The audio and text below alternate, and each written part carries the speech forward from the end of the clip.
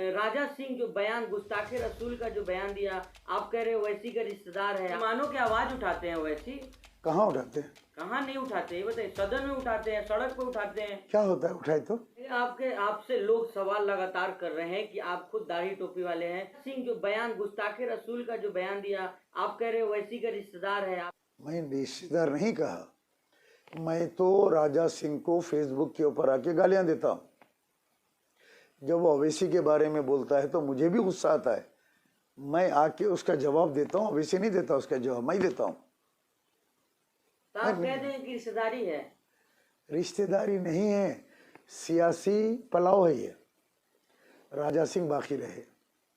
इन लोगों ने हमेशा 40 साल 50 साल से एक ऐसे नेता को रखा सामने, जैसे एक था नरेंद्र, दूसरा था बदमबाल रेड्डी, तीसरा था किशन रेड्डी।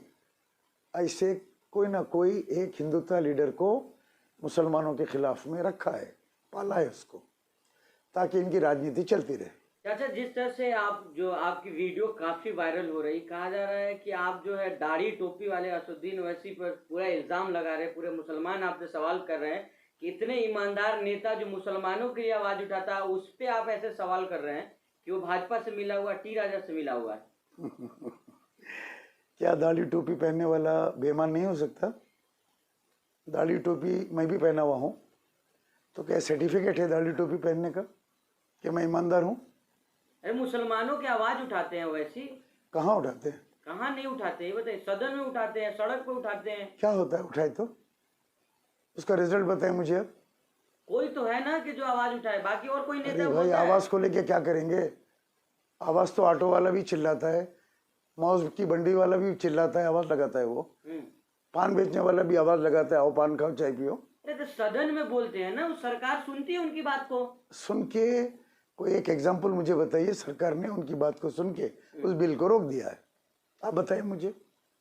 ट्रिपल तलाक का बिल फाड़ दिए थे, आपने देखा? नहीं देखा?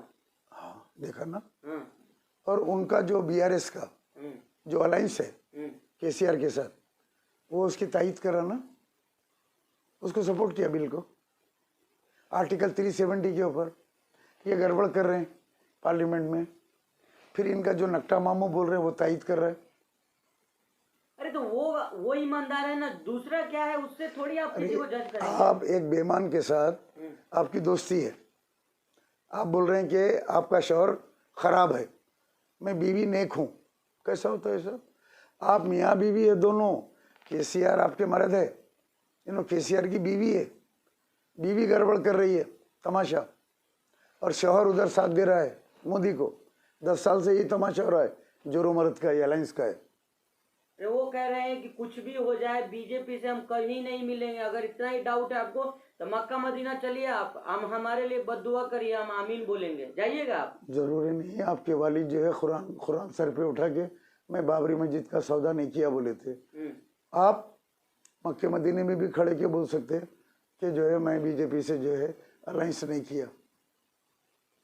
अब वो फैमिली को बिलोंग्स करते हैं कि वो कसम भी खा सकते हैं खड़े के। कोई मुसलमान मक्का में जाकर कसम खा लेगा, गलत कसम खा लेगा? खाएगा, वो क्यों खाएगा? पॉलिटिक्स के लिए। उसके बाद उसका कुफ्फारा अदा करेगा, 100-200 बकरे काट देगा। कोई मुफ्ती से पूछेगा मैं ऐसा कसम खाया था, उसका जवाब क्या है, तो बोलेंगे ऐसा कर लो। इतने मुसलमान जो भरोसा कर रहे हैं, ऐसे ही कर रहे हैं उनके ऊपर। मुसलमान जज्बाती होता है, जब आप कुछ चीज़ दिखाते हैं उसको बोलता है वाह। बस ये मुसलमानों की दुनिया में कमजोरी है। देखिए आप, झूठा हमारा लीडर नहीं हो सकता, हमारा अमीर नहीं हो सकता। एक झूठे के लिए कुरान में अल्लाह सुब्हानहू तआला ने कहा है कज़्ज़ाब। कज़्ज़ाब के माने झूठा, झूठे पे अल्लाह की लानत, कुरान की आयत है ये।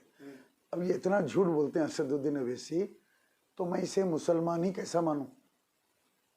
मुझे तो शक है ये मुसलमान की कैटेगरी में कैसा है। ये अल्लाह को गवाह रख के कहता है कि मैं उस्मानिया दवाखाने में एक बच्चे के ऑपरेशन में 15 बॉटल खून देता था, लेके भागता था, ले आके देता था ऑपरेशन थिएटर को, ये खुद भाग के दे रहे हैं 15 बॉटल खून। क्या ऐसे झूठे आदमी के ऊपर भरोसा किया जा सकता है? अरे जबान फिसल नहीं सकता है, मोदी जी का फिसल जाता है, राहुल गांधी का फिसल जाता है। अल्लाह तो गवाह वैसी है। कोई ये थोड़ी है, जीन थोड़ी है, जब इंसान है, गलती जब हो जाती आपने है। 15 बॉटल नहीं दे सकते, एक बैरिस्टर है आप कैसा कोट कर सकते हैं कि 15 बॉटल, एक बॉटल लेते हैं उसके बाद में 1-2 महीने का टाइम होता है उसके लिए, आप एक टाइम में 15 बॉटल अच्छा दे रहे हैं। ठीक है, जबान फिसल सकता नहीं है, बोलता जज्बाती हो जाता है इंसान। अच्छा, बोल दिया। आपके भाई अकबरुद्दीन अवैसी जेल से, वो केस में से, भड़काऊ भाषण में से कैसे निकल गए, कैसे बरी हो गए? सजा काट के निकले हैं, सजा नहीं नहीं काटी हुई। ना, नहीं हुई ना, सजा नहीं हुई। नहीं ना, यूपी इलेक्शन के बाद में खत्म हो गया केस, वो बरी हो गए। ये गिफ्ट कौन दिया? कोर्ट का फैसला चाचा, आप ये- सवाल उठाइएगा, मतलब ऐसे ये देखिए, मुसलमान नेता पे ऐसे सवाल ये करेंगे। ये गिफ्ट कौन दिया इनको? अकबरुद्दीन अवैसी को। आजम खान जेल में चले गए, अकबरुद्दीन अवैसी बाहर है, कौन बचाया इनको? क्या चाह रहे हैं सारे मुसलमान नेता जेल में रहे? ये बच कैसा गए? किसने?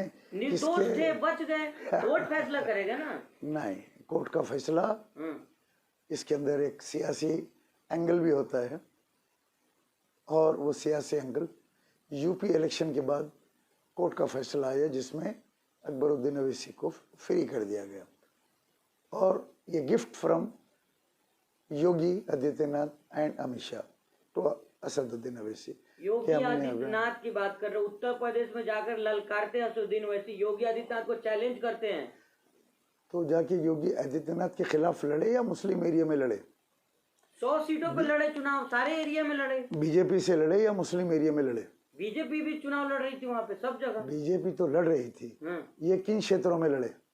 सब जगह लड़े, 100 सीटों पर लड़े। ये लड़े हैं समाजवादी पार्टी और कांग्रेस के क्षेत्रों में, जहाँ पे मुसलमान है। नहीं, सब जगह लड़े हैं। नहीं, हिंदू एरिया में ये नहीं लड़े। कहाँ नहीं लड़े? फिरोजाबाद में लड़े, आजमगढ़ में लड़े, कहाँ नहीं लड़े? जहाँ मुसलमान हैं वहाँ जाके लड़े। जहाँ मुसलमान सांसद हैं उनको हरा दिया, बीजेपी को जिता दिया वोट काट के, इसीलिए तो उनको वोट कटवा कहते हैं। अच्छा चलो 100 सीट पे लड़े, अभी तेलंगाना में क्यों नहीं लड़ रहे हैं 100 सीट पे? एटलीस्ट 50 पे तो लड़ना था, जो ऐलान किए थे 40 to 50 सीट पे हम लड़ने वाले बुलिन के भाई असेंबली में। क्यों नहीं लड़े यहाँ पे जहाँ आपका बेस है? तेलंगाना आपका बेस है 60 साल से, यहाँ नहीं लड़ रहे हैं आप। अच्छा, आप अजहरुद्दीन के खिलाफ कैंडिडेट क्यों डाले?